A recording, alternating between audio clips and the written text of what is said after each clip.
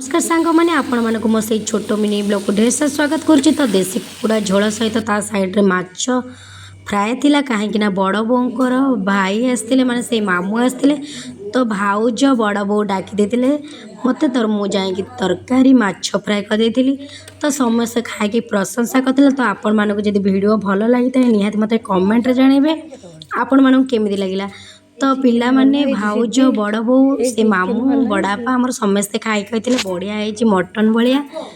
तो सांग मैंने मु रोसे कर दी बढ़िया से मन देकी कहीं आपण मैंने तो जानी थे देसी चिकेनटा केते टेस्टी थाए आ पूरा चुली रोसे पूरा हेवी टेस्टी। तो मो बड़ बो खाई कही बढ़िया मटन भाया है। तो सांग मैंने मु ब्लॉग करने भूली जाइए। तो मो भाउज जेहेतु धन्यवाद तांको। तो सी भी मत कहते तो सरता ब्लॉग बनईना।